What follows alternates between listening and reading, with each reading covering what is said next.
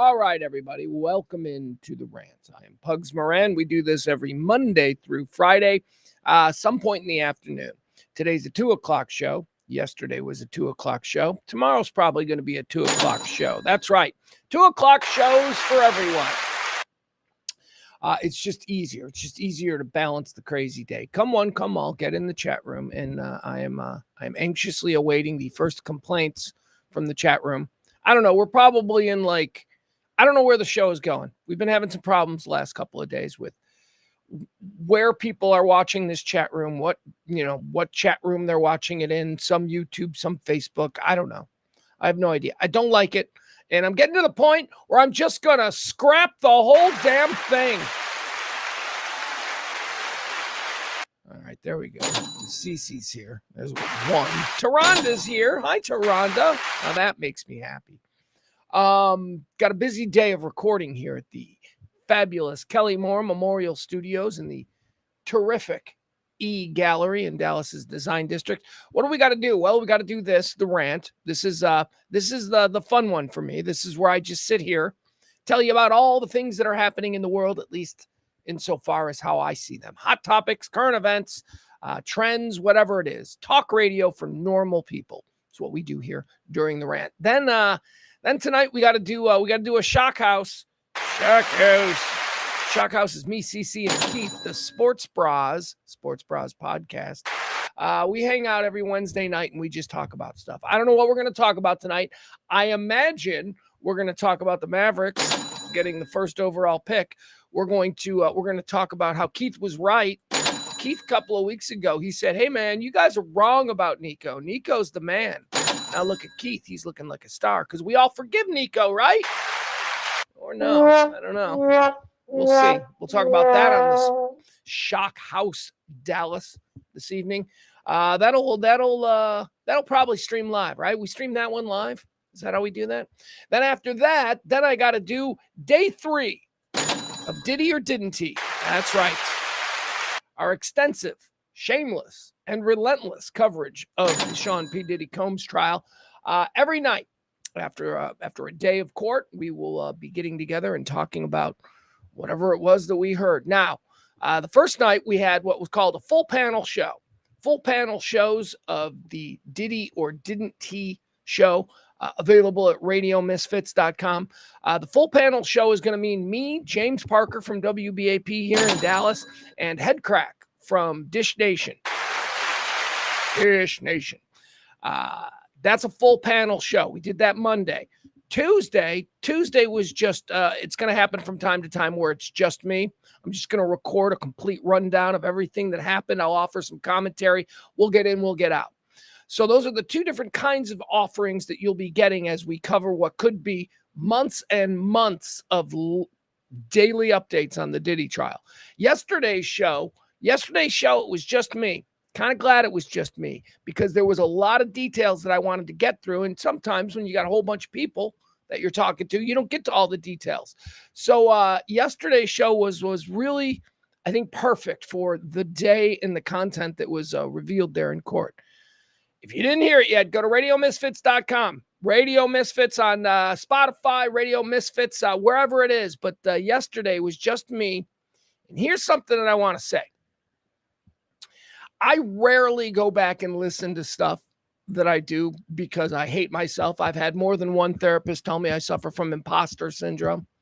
But I went back and I listened to my recording of the Diddy trial update day 2 last night, where it was just me going through the stuff and offering, my little hot takes and all of that. And I am my harshest critic. And I loved it. I really did. I even posted something, man. You know what? I'm actually proud of this. I actually think this is good. Last night's show, where I went through all of the sordid details of what Cassie testified to there, big old 8.5-month pregnant Cassie about to give birth to another baby. I mean, it was pretty stunning. So I went over all that last night. So if you want to get caught up on it, you find that episode 2, Diddy or Didn't He? And then tonight it's just going to be me and Parker. It's just me and Parker tonight. It was supposed to be me. It was supposed to be a full panel show, but unfortunately, it's Head Crack's kid's birthday. So, we're gonna let him go take his kid to dinner. We're not gonna make him record Diddy stuff, but I think we may have a full panel show on Thursday, and then on Friday it'll probably be just me again. But anyway, that's what's happening there. And also, for those of you who are trying to find it, very important. Okay, it's a Radio Misfits show. Okay, we're not streaming it live or anything like that. You got to go to Radio Misfits on Facebook. Subscribe, like, follow. You got to go to Radio Misfits on YouTube if you want to see it. If you want to see us in the studio, you're gonna have to go to Radio Misfits on YouTube. Or, man, you can just listen to it as a podcast, because that's kind of the epiphany that I had last night listening back to it. I listened back to episode 2 of Diddy or Didn't He on Spotify. No pictures, no video, no nothing. And I started to realize something. I've gotten away from doing radio style broadcasting because of the camera. Everything is, hey, look at this. Hey, I'm going to show you this now. Hey, we're going to show this video because we can. I hate that. I so much more enjoyed listening to the breakdown last night on Spotify just as a podcast, just like something I'd be listening to in the radio of my car, except I'm listening to it on Spotify in my car. Anyway, I'm going to start focusing more on that. And I have to give credit where credit is due. Ed Silla, the Grand Poobah here at Radio Misfits, has been saying all along, he's like, I hate the video. Because this is about podcasts. It's about giving people something to listen to. It's about theater of the mind. So I'm going to start doing more of that. I'm going to start doing, even with these shows, with basically everything that I record now, all the content that I make, I'm going to be thinking of it as this is something people will be listening to, instead of trying to put on a TV show, which is not what I ever wanted to do. I watch TV. I want to do radio. Hi, let's say hi to the chat room. Peter's here. Kevin is here. We've got Adam here, Byron here. Hey, thank you to folks who came out and played trivia with us last night. Thank you to April, who made me something that I'm just going to call pizza casserole. She made me some noodles. She made me some Italian thing that she's really good at making. And I love Italian food. And she brought it for me, and I took it home and I cooked it up, and I ate half of it last night. And it was so good. And then I ate the rest of it today. So thank you to April, taking good care of me. That was good. I'm calling it pizza casserole. Tasted like pizza. At least it tasted like good pizza. Good pizza is dependent on the Italian sausage. If the Italian sausage is good, then you're halfway there. Thank you to April. And thank you to Parker, James Parker, WBAP. He won again last night. He won trivia out there at the back nine. We had a Stars game going on. We had trivia going on. In, out. James Parker won the night. Good for him. Who came in? Did April, did you come in second? Or did that other group, Emily's something was the name of that team. Emily's Degenerates. Emily's Degenerates. That's what it was. I think they came in second. I don't know. Whatever. Everybody got gummies. That's right. Everybody got THC gummies. That was the big prize last night. Jeff Ballard, I appreciate Jeff Ballard saying this. This is sometimes, you can say things that I appreciate. Jeff says the videos are nice, but yeah, even the rant I've been mostly listening to because I'm busy at work. Yeah, man. I mean, that's what theater of the mind. You're painting a picture with words. It's why I over talk. A lot of what I really enjoy doing, or that I feel comes naturally to me, is eliminated with cameras. I don't like cameras. Those of you who remember when I first came to Dallas, I used to not allow my picture to be taken. Kelly was all about pictures and pictures. And every time we took pictures of me in the early days, Scott Rickamore, who was our old friend, who was a terrific sort of photographer, and he took all kinds of pictures of us in the early days. He used to Photoshop things in front of my face. Like if there was a picture of me and Kelly, he would Photoshop a bird flying right in front of my face, because I hated the idea of people knowing what I looked like. The magic of radio, the magic of storytelling, the magic of talk radio for me was always closing your eyes and imagining who these people were. And then you'd go to a remote and you'd see him in real life and you'd be disappointed. You're like, radio people are ugly. So anyway, I was always against cameras, but then, hey, I'm like, well, YouTube is the only way to make money now. So we went with cameras, and we're still going to keep the cameras. My point is this. My style is now going to be back to you people are listening. I'm no longer going to cater to the video aspects of these presentations. All right, there you go. What's that? What do you say? What is Byron saying? Calling me a thumb? Yeah, I know. I look like a thumb when I don't wear a hat. Here's the problem. I'm going to be hatless a lot. You want to know why? Because the hat is warm. And the air conditioning sucks in this studio. And it's 100 degrees outside. Tell me why it needs to be 100 degrees in mid-May. I almost said April. Certainly doesn't need to be 100 degrees in mid-April. Although I'm sure Texas has had an April day of over 100 degrees. We'll get through it. All right, what do you say we get started here? We're going to run through today's show. Got a bunch of stuff I want to talk about, so let's get started. Welcome to the Rant. I am Pugs Moran. It is the 14th day, 14 of them. 14th day of May, year of our Lord 2025. There have been 134 days ripped from the calendar. 231 of these bad boys remain. All right, let's get started with quarter one. We call this Antecedently on This Day. It's just me warming up. I riff through some things that have happened on this day. It's a little bit of a history lesson, or if you will, previously on May the 14th. On this day in 1796, Edward Jenner administers the first smallpox inoculation. Here's why I mention this. We had inoculations in the 1700s. 1796, I guess that's what, the 1800s? Isn't that what they call it? 1796, we had inoculations. Look at that. You go. And I bet there are people going, leeches are better, or what? I don't know. No, they weren't. They weren't doing that because there wasn't social media to get all the stupid people together and amplify their stupid voices so that less stupid people might start considering these stupid takes as being reasonable ones. We didn't have that in 1796 when Edward Jenner administered the first smallpox inoculation. And by the way, what was that? That was probably like puddle water and like chicken jizz. Ugh. Antecedently on this day in 1804, William Clark. William Clark, and you know who William Clark is? You know who Lewis and Clark is? Yeah, he had a first name. Just assumed his name was Lou. Lou Clark. William Clark and 42 men depart from Camp du Bois to join Meriwether Lewis. Boy, did he sound like a dandy. To join Meriwether Lewis, marking the beginning of the Lewis and Clark expedition, their historic journey up the Mississippi. Nope, the Missouri. Not even the Mississippi. The Missouri. Nobody cares about the Missouri River except people in Illinois. The rest of the country doesn't even know the Missouri River is a thing. We do. Everybody else, it's all about Mississippi. Not for Lewis and Clark.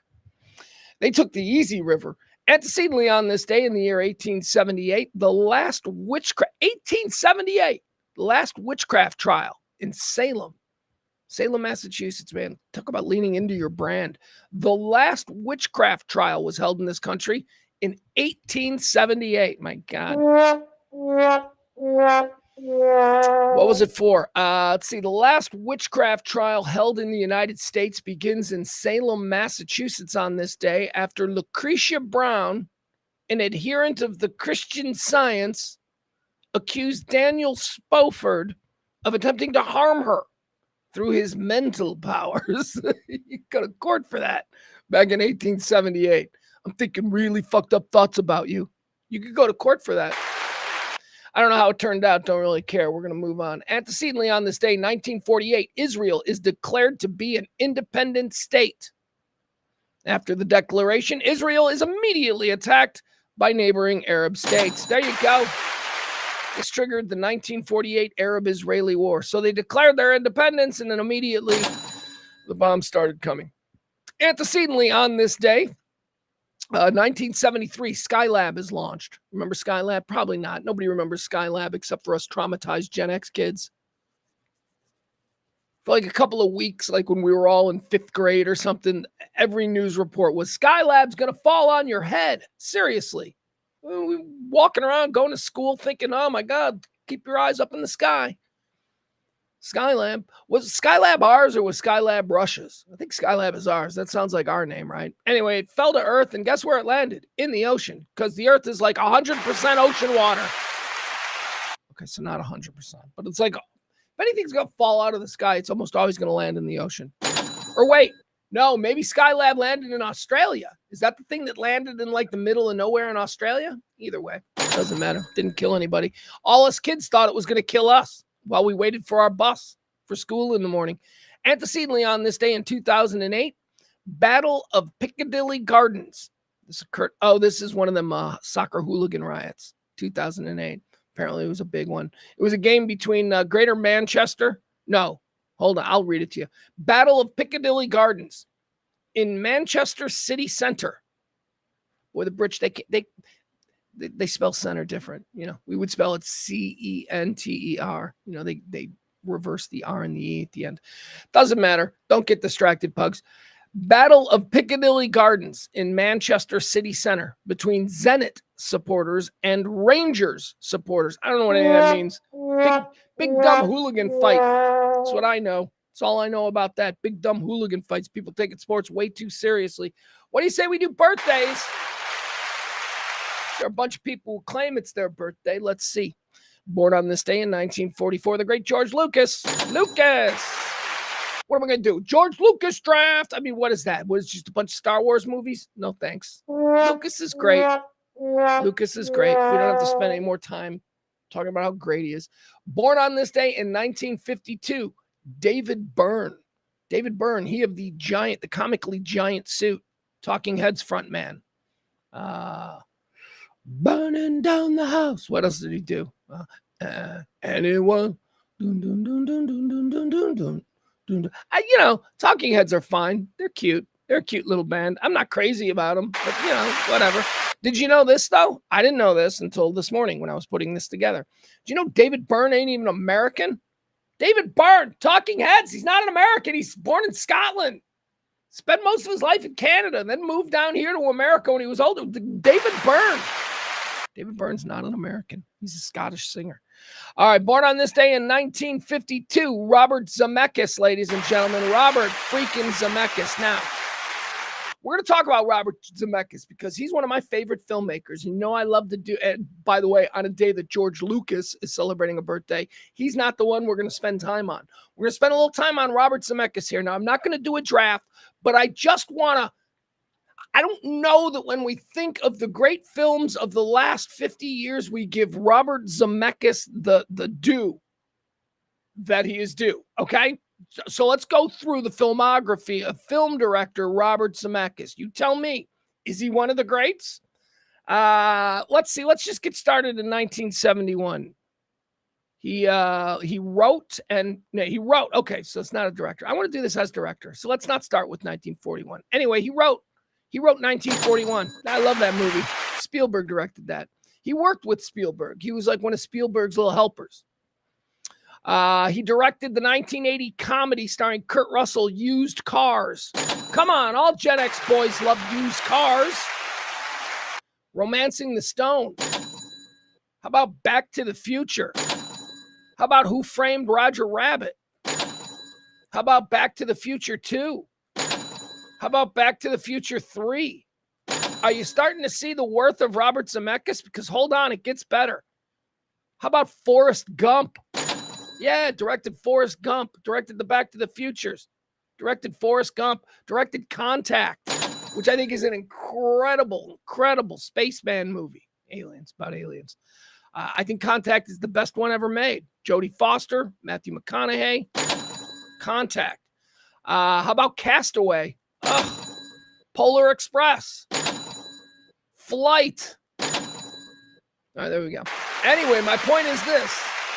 Robert Zemeckis is a film baller, and I don't think we associate him with the absolute greats of the past 50 years in the manner in which we should. All right, here we go. More birthdays. Look at this. Oh, we're going to do it. Yeah, why not? Let's do a little bit of Kiss, Marry, Kick. Birthday edition. Kiss, Marry, Kick. This is my version of F, Marry, Kill. I find that vulgar. I'm put off by two of the choices in F, Marry, Kill. I chose instead Kiss, Marry, Kick. One of these people we are going to make out with. We're going to hook up with. We're going home with them. We're gonna you want breakfast in the morning? It's going to be all that entails. That's what Kiss is. Kiss, we're going to make out. One night stand. Kiss. Marry, that stays the same. We know what that is. We're going to build a life with one of these people. And then the other one, we're going to kick to the curb. We're not killing them. We're just going to kick them to the curb because we don't want to see them again. Okay, are you ready? Here we go. Born on this day in 1963. This is going to be a good Kiss, Marry, Kick because, sometimes there's difficult choices. This is one that I think is going to be a different choice. Born on this day, what year do we say? 1964. Born on this day in 1964. Ladies and gentlemen, how about one of the original baddies of the NFL sideline, Suzy Kolber? Suzy Kolber. So come on, there ain't a guy that's watched football over the past 30 years that doesn't think Suzy Kolber's cute as a button. Look at her. She's on the sideline. She's always smiley. Now she's old. But remember when she was young and she was just smiling? Suzy Kolber. Remember when she got hit on by Joe Namath? Remember that? That was one of the good. Here, I'm going to show that to you. Of course you remember. And if you don't, I'm going to show it to you. Suzy was Monday Night Football. Joe Namath was being interviewed because this was in the Chad Pennington era where Chad Pennington was looking like maybe he's going to be one hell of a quarterback for the New York Jets. And on this particular Monday Night Football broadcast, the New York Jets had retired Joe Namath's number. So it was Joe Namath night. And Chad Pennington's having a bit of a moment. So Suzy Kolber, the sideline reporter, she's going to talk to Joe Namath on Joe Namath night about Chad Pennington. Well, Joe Namath had been drinking since like 11 o'clock, and it was now like almost halftime of a Monday Night Football game. Here we go. The famous Suzy Kolber, Joe Namath moment. Mike, there's a whole lot of people that want to draw the comparison between one of the all-time great Jet quarterbacks, Joe Namath, and Chad Pennington. What impresses you about Chad?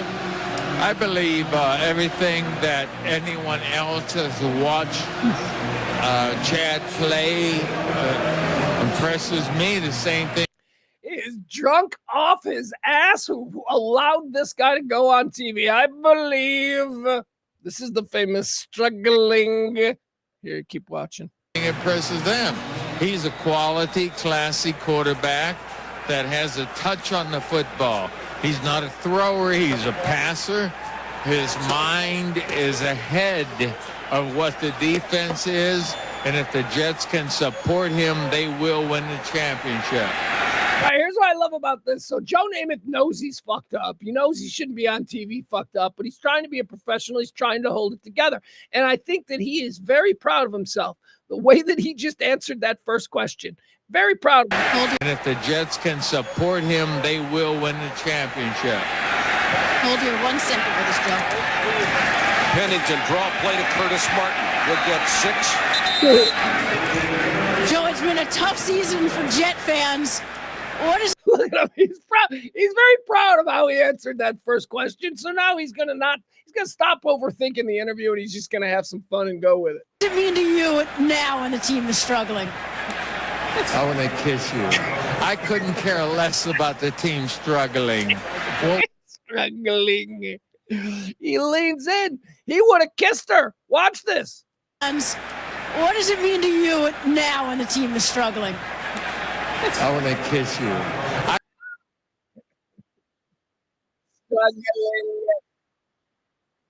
Struggling. All right, there she is, the lovely Suzy Kolber. Suzy Kolber, as we said, born on this day in 1964. She is our first contestant in today's Kiss, Marry, Kick. All right, let's see. Let's move to 1969. Ooh, oh, wow. I didn't know this. I thought she was an English actress. She's not. Turns out. Sorry, having a little trouble. Turns out she has an Australian accent. She's one that I've been sweet on for a number of years. How about you? The lovely Cate Blanchett. There's something sexy, classy about Cate Blanchett. Look at her. She looks like $1 million. You walk in a red carpet with that on your arm. You made some right decisions in your life.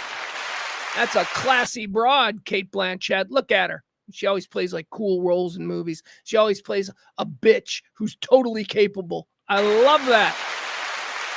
Cate Blanchett. Capable bitch. All right, there you have it. Kate Blanchett, she's born on this day in 1969.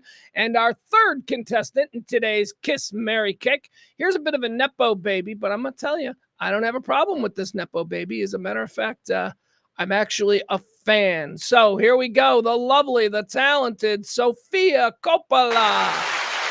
Film director, Sofia Coppola.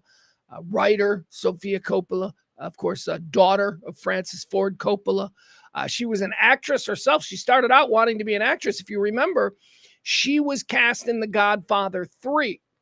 Godfather 3 was the much maligned sequel to Godfather 2 and Godfather 1. It came about 15 years after those. I think it was released in the early 90s. It was widely considered the worst of the Godfather films. But, that's like, strawberry is the worst of Neapolitan ice cream, right? No, I like chocolate and vanilla better than strawberry. It's still fucking ice cream. It's still good.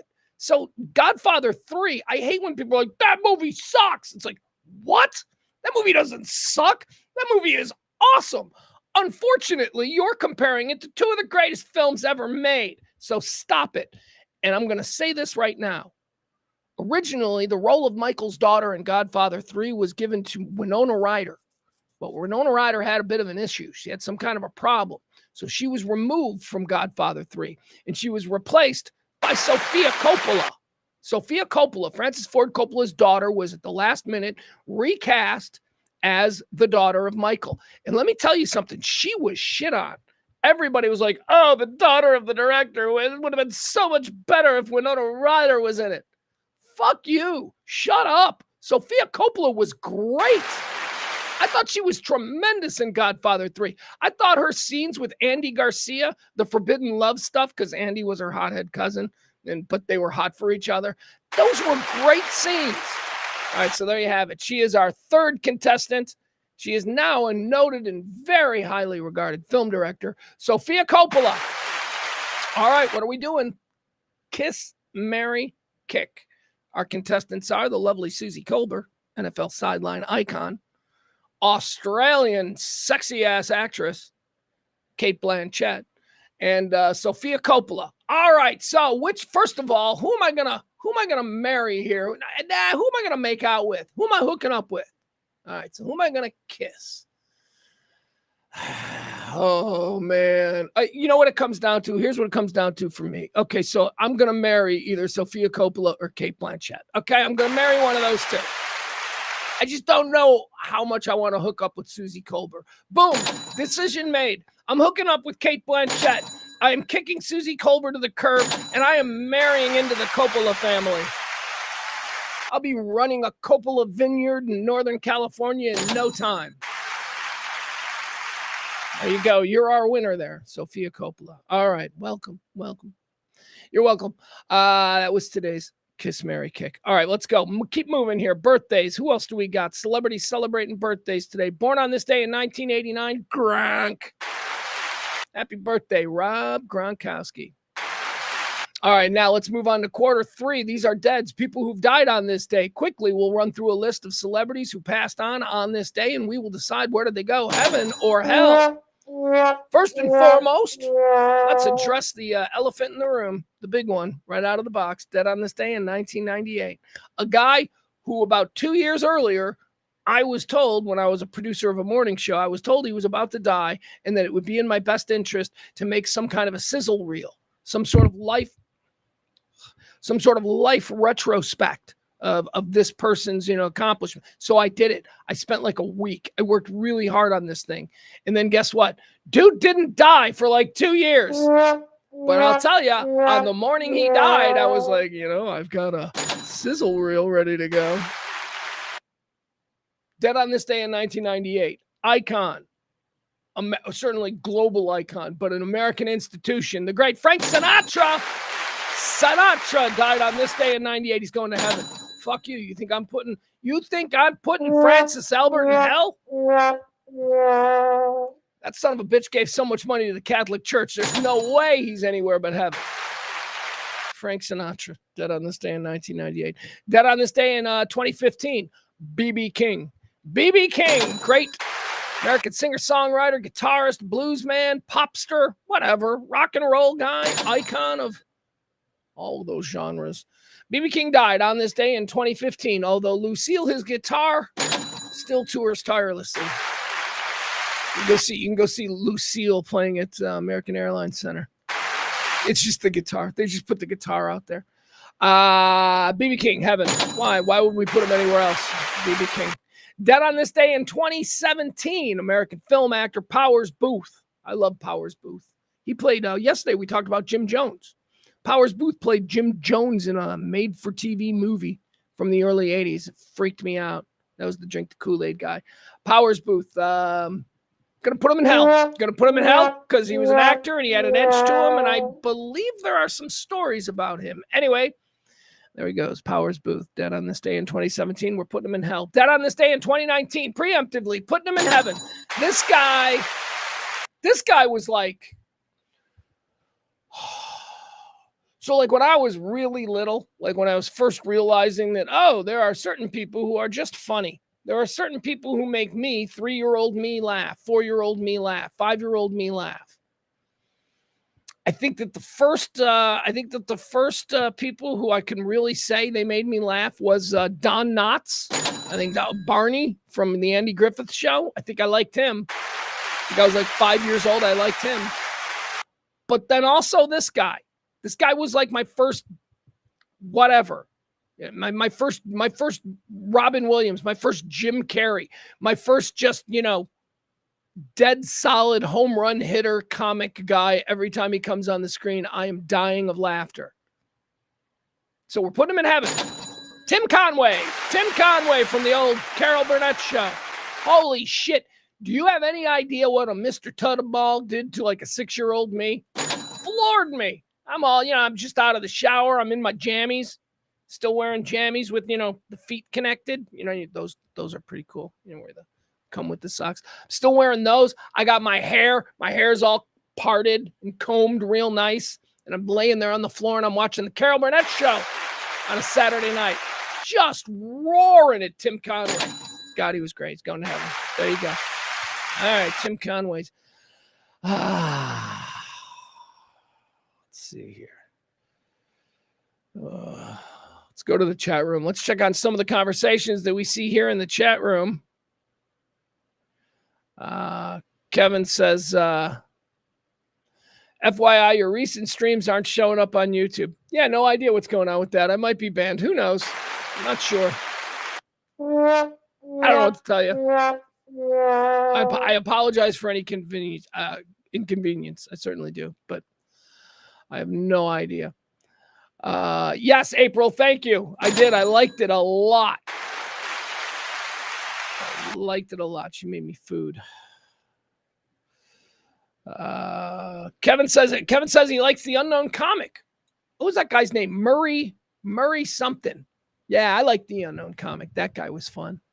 That guy was funny. He was just a dude. You guys like his whole bit was he wore a paper bag on his head, right? Wasn't that the unknown comic? He'd come out with a paper bag over his head. And then he would do really bad jokes nervously, like hack, borscht belt, 20 years out of style jokes. But he was wearing a bag on his head. And his delivery was nervous and kind of like, and it just, I don't know, it worked. It just all worked. None of that should work, but it all worked. And then you remember, who was the other guy? The other guy that used to make me laugh. And now when I think about it, I don't. Norm Crosby's whole bit were malaprops, right? He'd come out and he'd just say words incorrectly.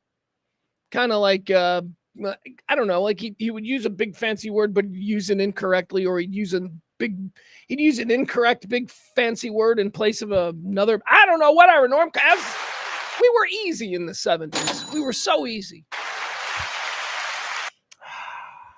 Guys, you know what I watched last night as we get into the regular talk portion of the show? I only watched half of it. I'll watch the other half today. I only watched half of it because it made me so upset. I was enthralled by it. Don't get me wrong. It was interesting as hell. But I got like halfway to it. I'm like, you know what? Fuck this life. Fuck these people. Fuck all of this. What happened? I feel like there was a time in my life where I was clued into the zeitgeist, where I could kind of see where things were going and I could be a part of it and I could ride that wave and I could be socially relevant. I don't know. Maybe it's because it happens to everybody when we get older. Maybe we just feel like we're untethered from the moment. And that's how I feel now. I don't know what the hell is going on in this world. I watched last night on Netflix. I don't know if any of you people seen this on your Netflix account. It's a new documentary from I think it's Untold. Is it the Untold people? Untold. They're so good. Untold is a ripoff of ESPN's 30 for 30, which does incredibly interesting documentaries on sports subjects. So Untold is kind of Netflix version of 30 for 30. And let me tell you, Untold is a fantastic series as well. They're both equally as good. Matter of fact, I might say Untold has been better recently. So anyway, Untold, the new release last night, I watched half of it. Untold, the Liver King. And again, like I said, I only made it halfway through this thing. Do you guys know who the Liver King is? Of course, I know who he is. He's been around for a couple of years now. He's an absurd moron who actually I do have a bit of respect for, because what I've always kind of assumed was that a lot of these people who pander to these, crazy, alpha, they're always these like really insecure male creatures who like adopt this super steroid version of what being an alpha man is. Okay, so that's kind of what the Liver King represented. He was all roided out, and he was living an ancestral and primal lifestyle, and I eat liver every day. And every fucking moron dude in America was like, yeah, I'm buying Liver King pills. This dude was making hundreds of millions of dollars a year off you fucking morons. Seriously, that's why I had to turn it off. I'm like, holy fuck. This fucking guy, how is he able to do this? And I'm fucking... Why? Because he was totally cool lying. He was totally cool being a con man. The Liver King is a total con man. All of that bullshit about, I got this body from eating liver. He made all you fucking morons go out there and eat raw liver and fucking cow balls and bull testicles and all kinds of nutty shit. And he was laughing at you the whole while, cashing your fucking monthly checks for your stupid bull semen pills or whatever the fuck it is he got you morons to buy. Liver King Alpha. You people are all so guns. Gun. All these fucking videos of him with guns, and he's all, I did this all natural. Ugh. Turns out, son of a bitch, and this is the whole point of it, guy's been doing steroids for like 50 years. He's spending like $100,000 a month on roids. And now he admits it. And he's sitting there in his mansion and he's like, yeah. Fuck you people. Yeah, that's basically awful. I couldn't handle it. I'm going to go back and watch the second half tonight because it is good. It is really funny. The guy is a total genius con man. But you people, you can't see it. You people just don't see it. There is a good 60%, 6 out of 10 Americans, I think, cannot recognize a con. And that's good for the con game. 6 out of 10 cannot see somebody and go, oh, that guy's full of shit. 6 out of 10 will be like, oh, that guy's saying some stuff. Yeah, hey, he seems to like me too. He said something nice to me, so I'm going to believe everything he says now. Fucking wise up, people. It's like the dude version. Like a lot of these things, like the dude version of these dumb chicks. Have you ever seen a dumb chick get picked up by an obvious fucking predator? He's like, no, I'm going to go home with him because he's hot. That's the male version of it. The male version of those fucking idiots are sending like $100 a month to the Liver King. I'm just going to eat nothing but bull testicles because I'm a fucking moron who's desperately seeking for some identity. And I found this weirdo on YouTube and I'm going to give him all my money. Fucking idiots. Liver King. He likes guns. I like guns. Come on. I like guns too. I like things that blow up, but I don't need to be patronized and condescended to by some weirdo who's obviously on roids. He's not on roids. They show this whole thing at the beginning of all of these people all over YouTube and TikTok having these impassioned debates about whether or not the Liver King's on roids. And I'm like, look at him. The fuck do you think roids do, you morons? I think Gen X, because we came through the roid era, like everybody in Gen X was on roids. I did roids. Everybody did roids for a period of time. And I think that, that sort of stopped. They stopped being as common. And in every single gym and every single weightlifting thing, you want some roids? I mean, that's how it was up until about 90, 91. And then they all went away. And then they sort of creep back in. But it's not the way it was in the 80s. And now I think there's an entire nation of dudes who have no idea what someone on roids looks like. Because how the fuck did the Liver King? I mean, I remember the first time I ever heard of the Liver King was on Joe Rogan. And Rogan was like, how are you people looking at him and thinking he's not on steroids? He is so obviously on steroids. And that was like 3 years ago. And this dude just made hundreds of millions of dollars. Anyway, enjoy it. Enjoy it. Yeah, man, the whole influencer thing, that's just such a game. How do I think I'm just too honest. I think I have shame. It's this fucking Catholic bullshit. I was raised with Catholic guilt. Nobody cares about you. All right. Let's keep going. Let's see. Let's get into some actual stories, right? Let's talk about what the headlines are and all that stuff. All right, Trump is traipsing around the Middle East. Give the fucking plane back, dude. Just give the plane back. That's all I'm at. I don't just, my God, everybody's in agreement. Everybody is in agreement. Give the fucking plane back, dude. This is a bad look. All right. Also, big news broken to me last night by April. Got to cover it here. The Menendez brothers, what are they getting? Resentenced? That probably means what? They're getting out of jail. What a roller coaster for these creeps, huh? The last couple of months. Started out with back last fall when Netflix released that series, The Menendez Brothers. And, it was all gay and stuff. They were like queering off with each other. And then every gay dude and woman, who loves all of these kinds of shows, the gay porn, gore porn, murder, blood, gay sex, shower scenes. That is a Ryan Murphy staple, right? And I love Ryan Murphy as a creator, but man, oh man, he has gone off the deep end. And that's the treatment that he gave the Melendez movies. So all the fucking stupidest people, everybody who loved that, they're like, they cleared off in the shower. We should let him out of prison. They actually got new fans. These fuckers got new fans. And there was a movement after the success of the Netflix series to sort of get them a retrial. And then the district attorney there in Los Angeles, he was running for re-election.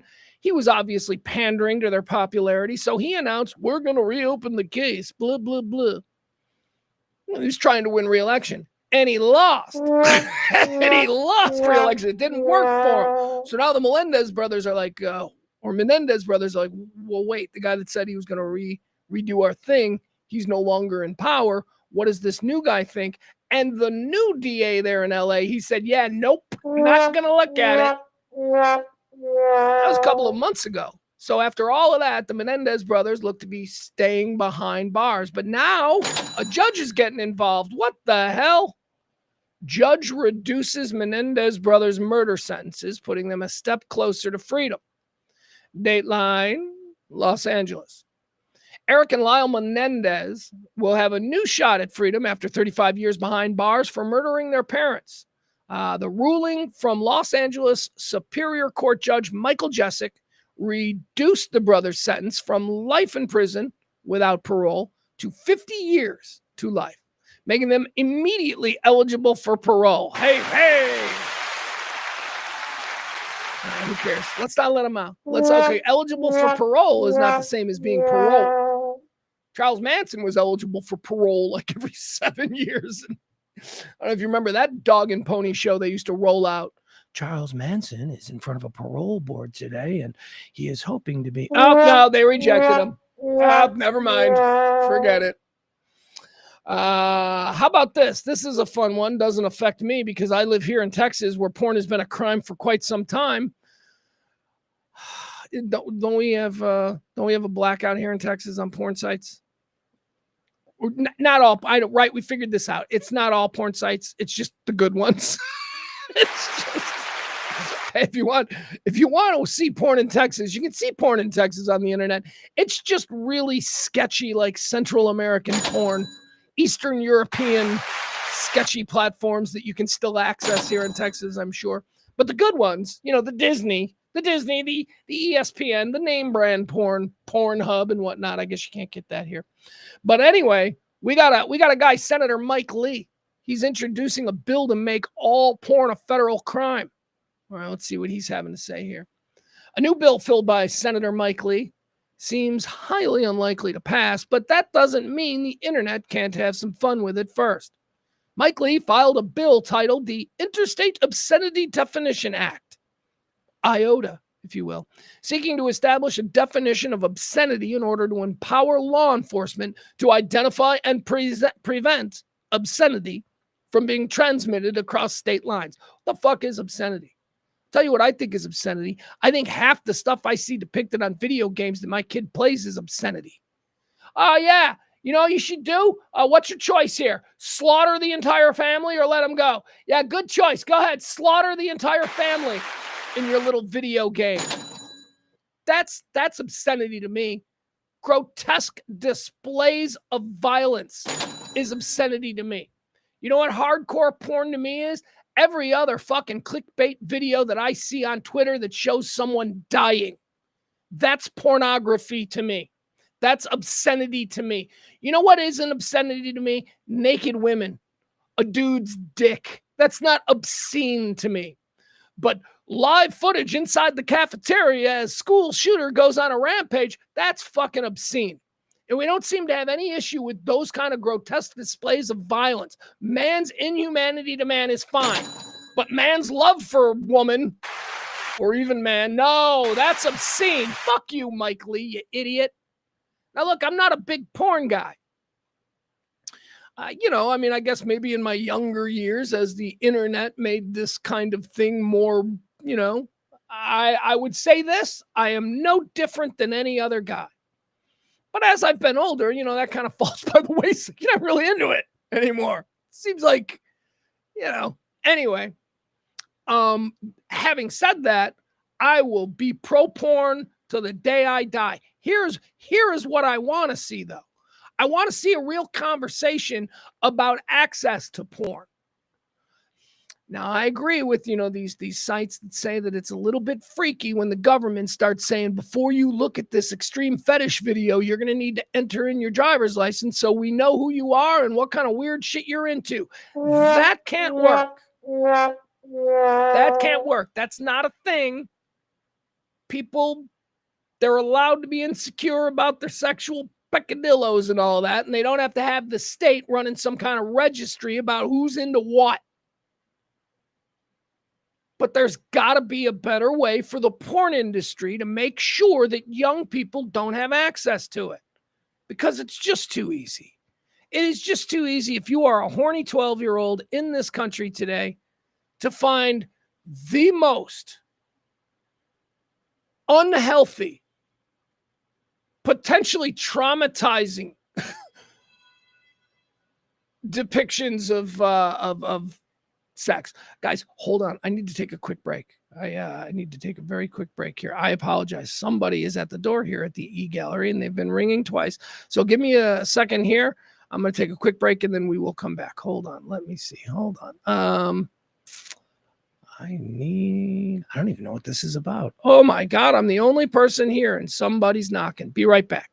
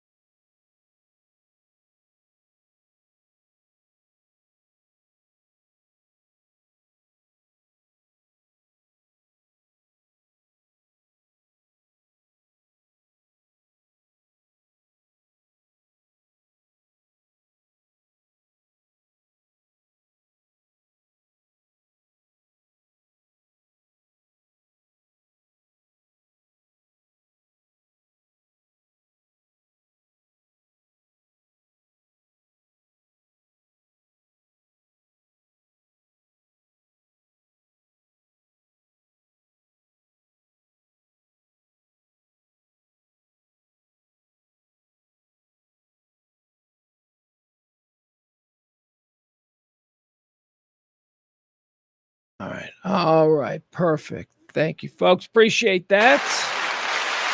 Adam's like, get your testosterone check. I don't need my testosterone check. It's not a problem. It's like, this is like some kind of a problem. Adam says, since my testosterone is way up, I'm horny 24/7 like I'm a teenager again. Why would I want that? Why would I want? That's not, I'm good.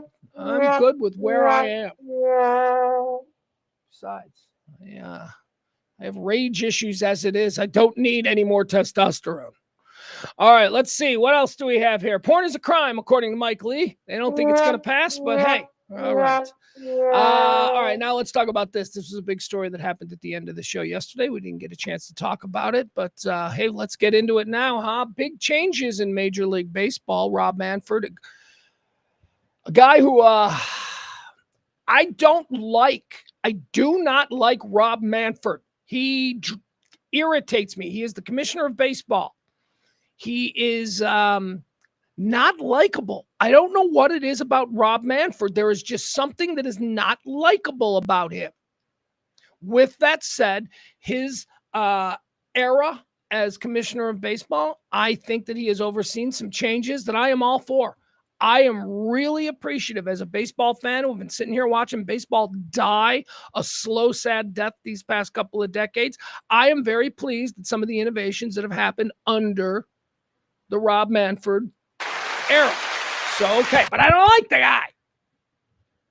I also don't know what to make of this decision yesterday from Major League Baseball. The big earth-shattering news that ain't nobody saw coming is that Major League Baseball has taken Pete Rose, more recently, Pete Rose, and the entire 1919 Chicago Black Sox off the banned list. Now, baseball has a banned list. These are people who can't go in the Hall of Fame. They can't walk into a baseball park in any official capacity. They can never coach in baseball. They can never play in baseball. The banned list, okay? It's been used a couple of times for certain people. However, yesterday, Pete Rose, a guy who many believe to be the best baseball player ever, right? That's an argument that you've heard on Pete. Certainly nobody can challenge that Pete Rose was a damn gamer. That guy, Charlie Hustle, he brought 120% every time. And it's baseball. You know, it's a game where people can drink a beer and smoke a cigarette while it's going. Not Pete Rose. Pete Rose was incredible. Pete Rose's statistics are staggering.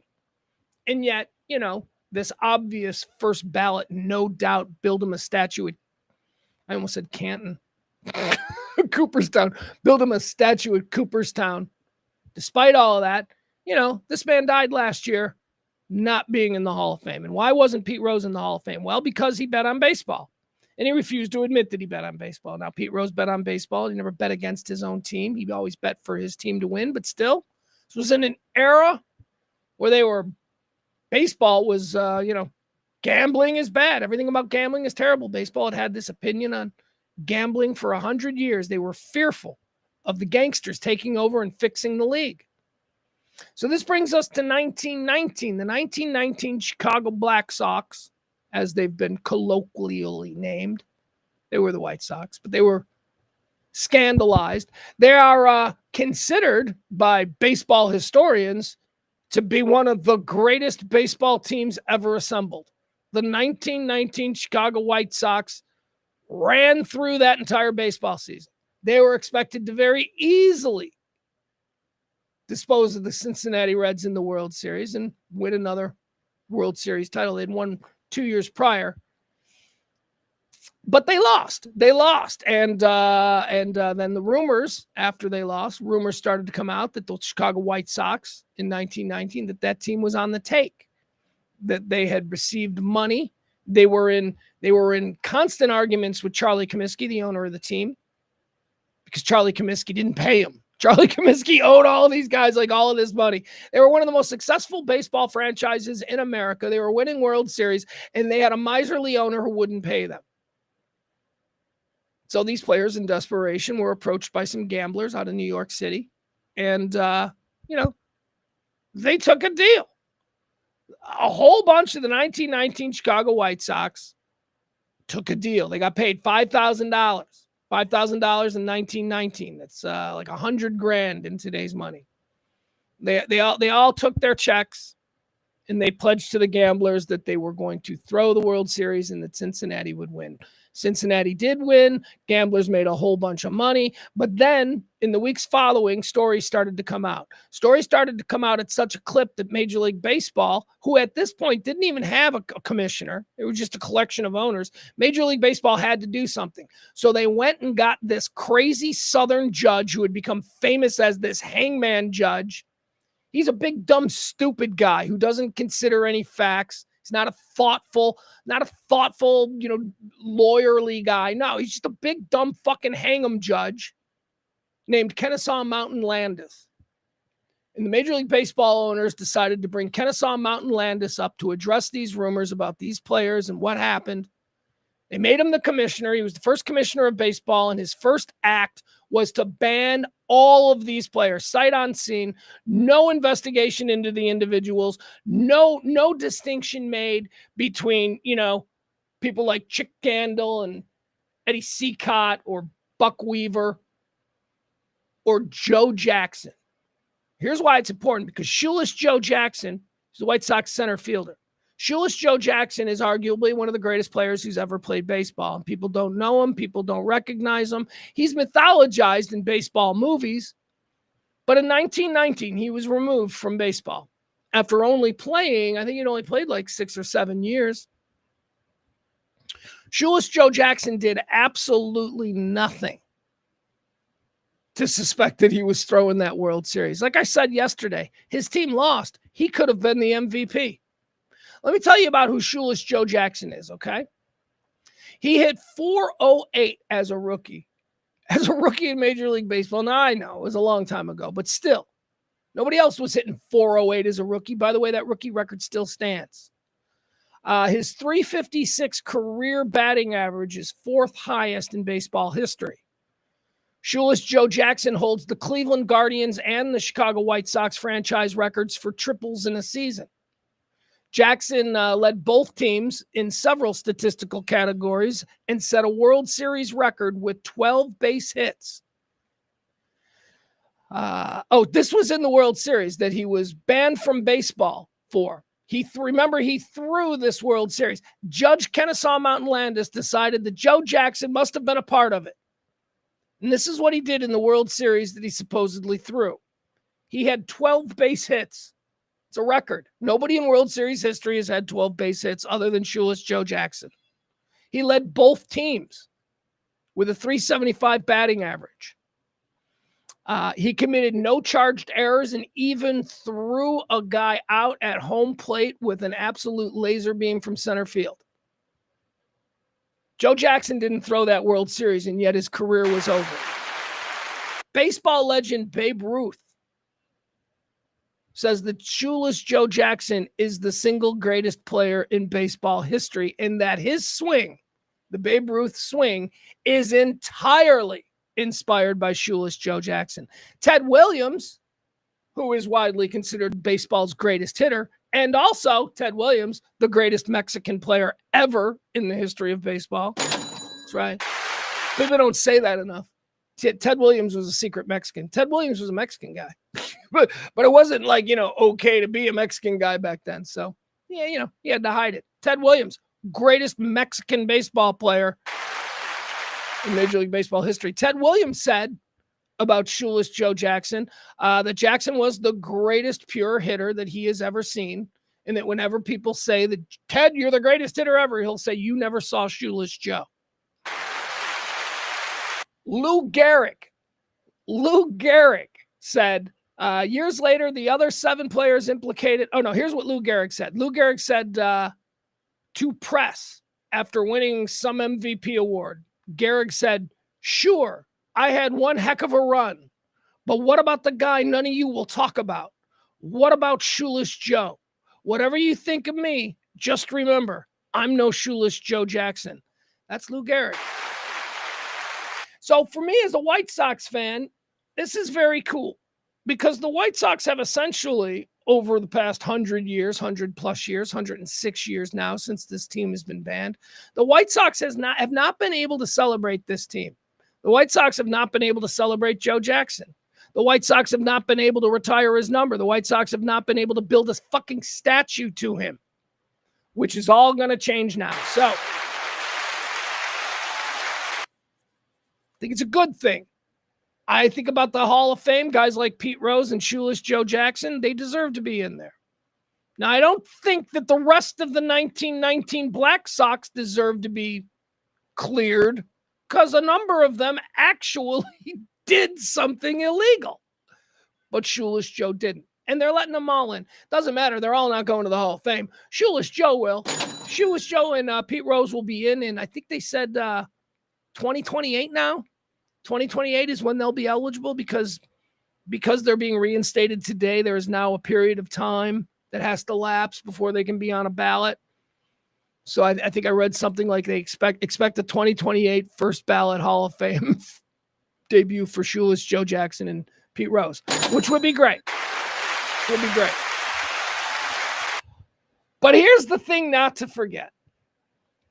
Pete Rose died begging the last sad 10 years of Pete Rose's life was just like, please let me in. I'm going to die an old man. Please let me in.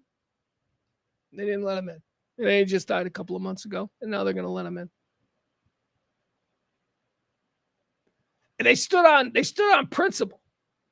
Well, gambling, we have no sympathy for anybody who breaks the baseball rules on gambling. This is a very principled sport. We have integrity. Fast forward to 2025, BetKings and DraftKings and BetQL and all of the gambling sites are now pumping billions and billions of dollars into Major League Baseball. And oh, look, all of a sudden, these people are being welcomed back in. He's clearing the decks for the gambling dudes. People banned from baseball for gambling offenses are now no longer considered outlaws. What does that mean for Barry Bonds? What does that mean for Mark McGwire, Jose Canseco, Sammy Sosa? What does that mean for Manny Ramirez? What does that mean for any number of the players who were so good, but they played in the era of doping? They played in the era where we all just kind of suspect something crazy going on. My God, I'm always stunned by the 3-year picture difference of Bobby Bonilla. There's this, I don't know if you've ever seen it. It's a meme. They show a picture of Bobby Bonilla as like a rookie with the Pittsburgh Pirates, and he's this skinny beanpole kid. And then they show him like 2 years later, and he's a little bit thicker. And then they show him with whatever team he ended up with. Was he with the Giants? And he's just like, he looks like Herschel Walker. He's got this neck. Nah, they weren't doping. Same goes for Sammy Sosa. You Texas Ranger fans, you may remember him as well as I do because the White Sox got Sammy Sosa from the Texas Ranger for Scott Scooter Fletcher. We were upset because we like Scooter. But we got this dude, we got this kid, this skinny 105-pound Sammy Sosa kid. His nickname was the Panther because he was out there like this lean, quick panther. Then Sammy started doing roids, and all of a sudden he looks like a tight end for the Steelers. So yeah, all of those players, all the banned players for substances and all that kind of stuff, they aren't getting in. But it's all right to gamble now. So sorry, Pete Rose. Sorry we were like really mean to you for the last like 30 years of your life. But oh well, we changed our mind. Pete Rose. All right, let's see. What else do we have here? What else do we want to discuss? Porn is a crime. We did that. We did baseball reinstates. Here's something fun. I like this. I like when big giant companies and brands, they admit mistakes, right? So here comes word today. Time Warner. Let me get this right. Warner Brothers Discovery. It's not Time Warner anymore. Warner Brothers Discovery has announced. Did you guys watch Max? You guys watch Max? You know Max, the platform. I watch Max. Gemstones are on Max. I like Max. Max is really good. I've never called it Max. I've always called it HBO Max because originally it was just the digital on-demand wing of HBO. If you had HBO, right? You subscribed to HBO. They now offered you this digital on-demand thing. And originally it was called HBO Now. It was HBO Now. I'm like, oh, isn't this great? I can watch Sopranos on demand whenever I want. Thank you, HBO. HBO Now was great. Then it became HBO Go. They were like, you know what? I don't think people know what HBO Now is. Let's call it HBO Go. We're HBO Go now. We are HBO Go. Then they like merged with Cinemax, and they started offering all of the Cinemax stuff on this HBO on-demand platform. So they called themselves HBO Max. Get it? HBO Max. Now you can watch all of that stuff on there. HBO Max is what it was called. Then 2 years ago, they told us, stop saying HBO. We're just Max. Just call us Max. And I remember at the time, I'm like, I'm not going to just call you Max. I'm going to call you HBO Max. Because I don't know what this Max bullshit is, but HBO is the brand. HBO is the elite brand. HBO means something to us television freaks. HBO means quality. It's not television. It's HBO. HBO means Oz. HBO means The Sopranos. HBO means Curb Your Enthusiasm. HBO has a pedigree. And for some reason, about 2 years ago, they decided, yeah, fuck HBO. That's too old-timey. We're just going to be Max because the kids like cool words with the letter X in it. Seriously. 100%, I promise you that was the decision. And then, of course, for the past 2 years, I never called it Max. I always referred to it as HBO Max, which is probably going to work out well for me today because Warner Discovery has announced today, yeah, they're going back to HBO Max. It's HBO Max now. You call it HBO Max again. Turns out Warner Brothers Discovery thinks HBO has some pretty good brand equity. Yeah. Why the fuck would you move away from the elite brand equity of HBO? HBO makes quality shit. People know that.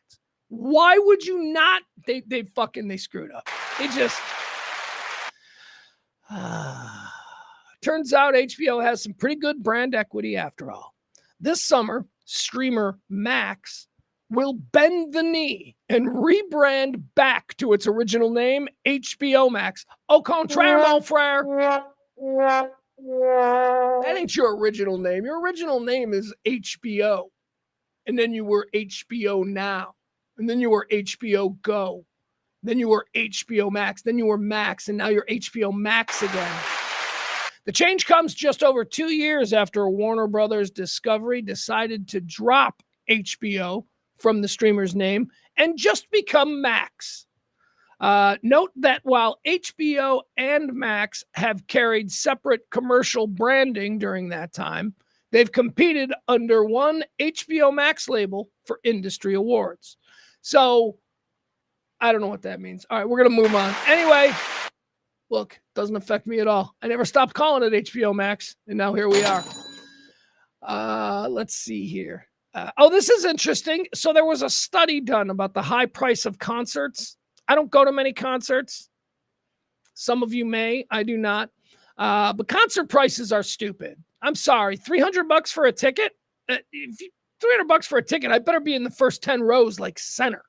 $300, $400, $500. Some of these concert ticket prices are absolutely insane. And isn't this interesting? My friends at Study Find, they have taken all of the different concerts. They have taken the ticket price. They have taken the amount of time they were on stage and the amount of songs that you received in that amount of time. And they have created a formula that will tell you who the most economical performer is. So it's like cost per minute that you're at the concert. Okay. What it is costing you per minute at the concert. I'll give you an example. All right, here, let's get to the list. So the value proposition, who's actually worth your money, blah, blah, blah. Hold on. This is a very big article. Okay, here we go. All right, here's an example. So, Lana Del Rey. Lana Del Rey performed 15 songs. She was on stage for 83 minutes. The average ticket price for the Lana Del Rey concert, the average ticket price was $240. All right. So if you went to a Lana Del Rey concert and you paid $240 for a ticket, you paid $16.02 per song, or $2.90 per minute. $2.90 per minute there. Now, what is the most expensive one? Let's see. What is the most expensive? Oh, geez. What? Beyonce. Beyonce, you're paying $13.63 per song, but you're paying $3.30 a minute. $3.30 every minute you're at a Beyonce concert. That's what you're paying. Oasis. I like Oasis. Oasis, you're only paying $1.80. That's pretty good. Charlie XCX. She's the most expensive. Charlie XCX, you're paying $3.55 per minute. Let's see, anybody else? Billie Eilish, $3.05. Is there anybody? No, who's the cheapest? Metallica, there we go.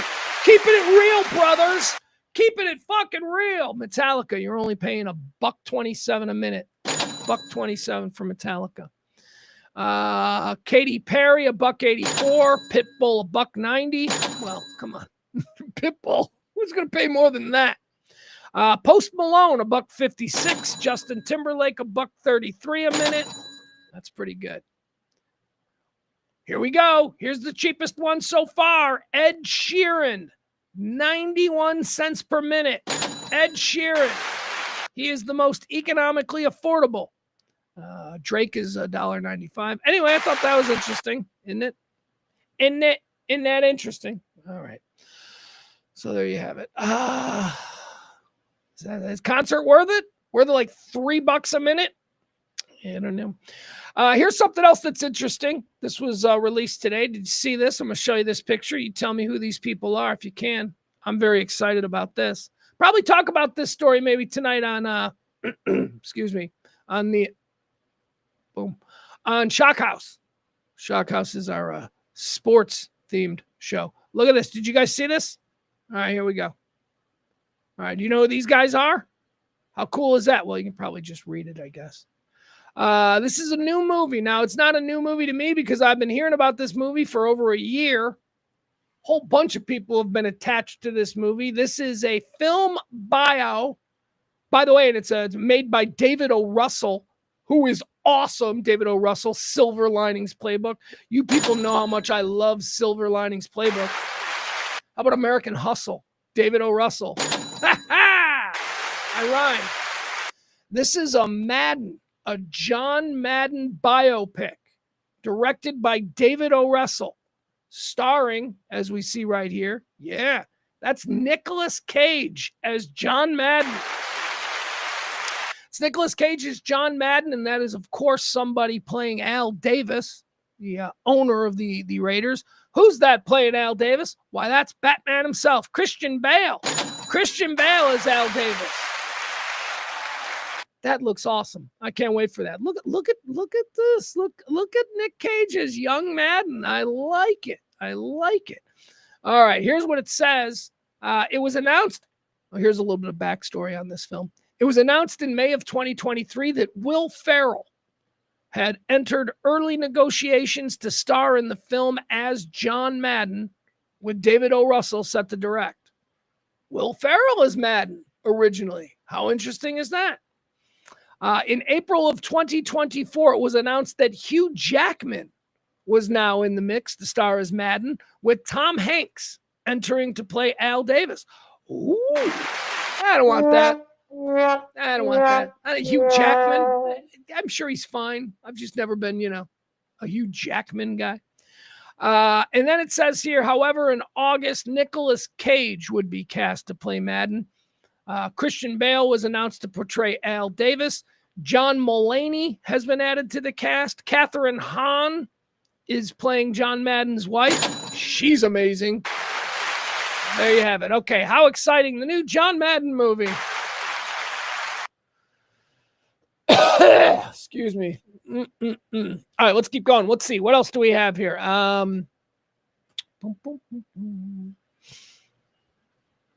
accidentally closed out my page. So now we're waiting for it to buffer. Boop, boop, boop, boop, boop. Just give me a second. We'll keep going.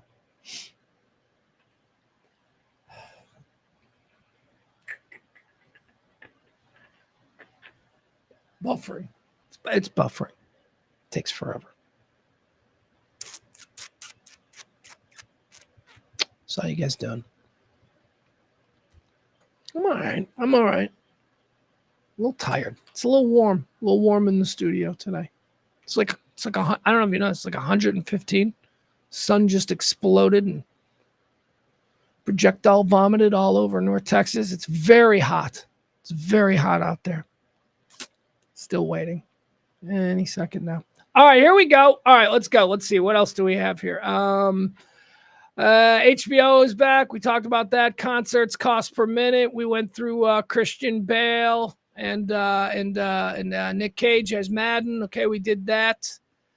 I think that's it, guys. I think that's it. I think we're out of show. That's it. We're out of show. I gotta go. I gotta get into my Diddy stuff. Okay. Now remember again, tonight we're gonna do another edition of Diddy or Didn't He from Radio Misfits. Please go to Radio Misfits, like, follow, subscribe. Once again, this is not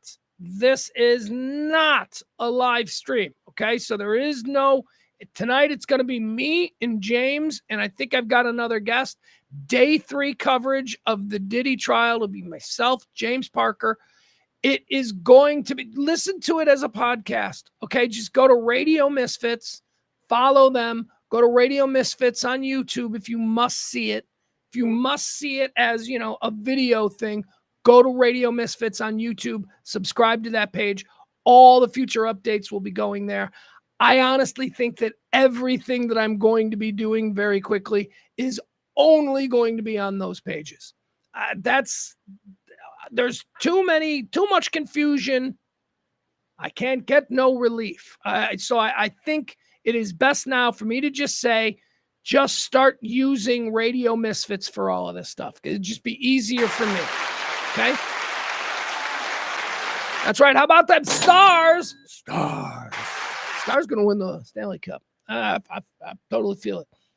Absolutely. I know this is not like an original thought. Here we are, this deep into the playoffs. I know that there have been people who've gone, the Stars can win the Stanley Cup. Those people have all said, the Stars can win the Stanley Cup. I'm here to tell you the Stars are going to win the Stanley Cup. It's not even a question in my mind. I'm not even going to bother watching the games, but I'll be here on the morning after they do win saying, I told you, Stars are going to win the Stanley Cup. What I saw last night, Stars are going to win the Stanley Cup. So let's get ready for that, okay? I also had one other observation that I thought was really funny. So I don't know that you people really understand how impactful the Pope being from Chicago and from my neighborhood and being a White Sox fan has actually been to me. It has been just the craziest. It is the most unexpected thing that could have ever happened in my life. If we had created a list of crazy things that you're going to see happen in your life, if I made a list of 10,000, a Pope from Chicago who is a White Sox fan would not have been it. It is very pleasing. It affects me in no way. It just, for some reason, when I think about it, it's very pleasing. And it dawned on me, sometimes I'll just think about it. I'll just go, Pope's from Chicago. And I'll just be like, it's fucking great. That's my reaction, right? That's just the quiet joy. It's not bragging. It's not, I don't know how I feel about it. It just brings me joy. It's like you giggle. You're like, what? All right, let's go. Right? That's how I feel. But I kind of equated it last night to something a lot of my Ranger fan friends go through, because I've seen my Ranger fans say that. Like I've seen Ranger friends post on whatever platform. Sometimes I just remember that the Rangers won the World Series and I giggled to myself. It's like, I totally get that. Like, I totally get, like, this, the Pope being from Chicago is like equivalent of winning a World Series. Like, my team winning a World Series. Totally unexpected. But I thought that was funny. It just made me giggle. I was just like, that's pretty funny. Because doesn't that feel good? I mean, Ranger fans, I mean, every once in a while you feel blue, you can go, oh man, but remember that? That was just 2 years ago. That was fucking awesome. We won the World Series. Everything's going to be fine. Strange how these things sort of affect us in a weird way. All right, I gotta go.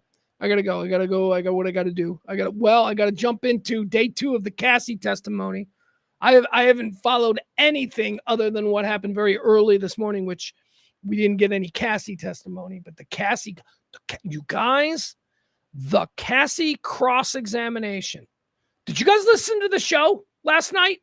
I'm purposely not telling you anything here. You want to hear these details, you listen to last night's show. It is an hour of just me going through all of the details. Go to radiomisfits.com. Go listen to it on Spotify. Okay? All of the details.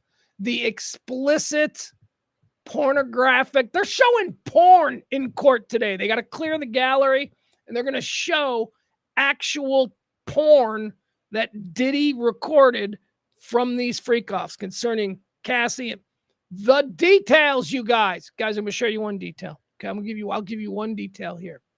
Maybe this will compel you to go over there and listen to last night's breakdown. Cassie testified yesterday that up to 6 paid escorts. If you got kids, get them out of here. This is a grown-up conversation. This is from court. This is entered into the record. This is news. Cassie testified that up to 6 paid prostitutes would ejaculate all over her. And then when that was done, Diddy would take her off of whatever platform they were using for such an extravagance. Diddy would take her, and then they'd go into the bathroom where Diddy would ask her to smear it all over him. Oh my God! Oh my, that's the only thing I'm going to share. There are like so many fucking freaky details. Covered it all in last night's. So check it out. You can find it there at Radio Misfits. All of the kinky, weird. She is such a beautiful girl. And she's up there and she is telling these stories and she is describing the debauched nature of being in Diddy's orbit round about 2010. And it is gross. Urine, feces. There were no boundaries to his sexual perversions. And she just went into details. And by the way, she went into all of these details while sitting on the stand as an 8-month pregnant woman. Oh my God. Which is why I'm so excited for cross-examination, because I think this is the biggest trick. And again, I'm not going to go into all of it because I'm going to save it for episode 3 tonight. The biggest trick that we are seeing here early on in the Diddy trial is going to be how Diddy's defense team cross-examines the pregnant Cassie. Because you see, their job is to take Cassie, who is the star witness for the prosecution. She is the cornerstone of their entire case against Diddy. She is up there right now testifying for the prosecution. She's telling all of these stories, all of these grotesque, horrible stories about what a weird sex perv Diddy is. She's telling this all, by the way, in front of Diddy's mom, who's sitting there. She's telling this, by the way, in front of her husband, her now husband, father of her 2 children, father of her soon-to-be 3rd child, sitting there listening to Cassie tell these stories. Unbelievable. But you see, the defense is going to have their, for lack of a better term, day in court. The defense is going to have to cross-examine her on everything that she just said. And the job of the defense is to destroy her credibility. The job of the defense is to get her all anxious, to get her to recant something, to get her to contradict something. The job of the defense in cross-examination against a prosecution star witness is to reduce them to tears. How the hell is Diddy's defense team going to do that with a pregnant woman? Now, I know you're probably going, oh, Pugs, they don't care. They're lawyers. They're sharks. You're absolutely right. The lawyers don't actually give a fuck themselves about destroying a pregnant woman. But they're doing it in front of a jury.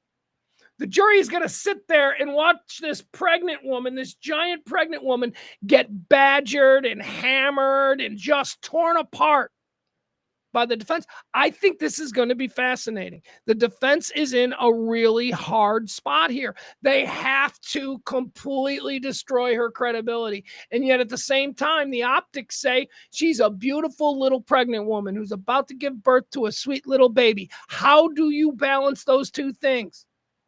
Diddy's fucking life is on the line, man. Holy cow. Anyway, that'll be interesting. So we'll see that, and we'll cover it tonight. Episode 3, Diddy or Didn't He, with me, Pugs Moran, James Parker joining me tonight.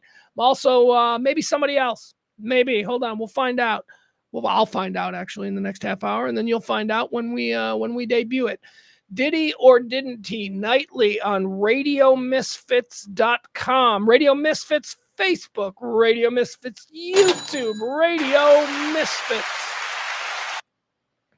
Al says Diddy is a disgusting human being. He absolutely is a disgusting human being, but I stick, as of 2 days in, I'm reading every single word spoken in this court case.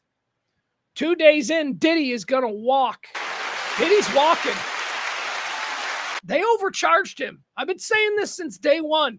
They fucking overcharged him. They went for life in prison. They overcharged him. They are not going to make this case. I don't know. I shouldn't say that, right? I got to stay open-minded. We're only 3 days in.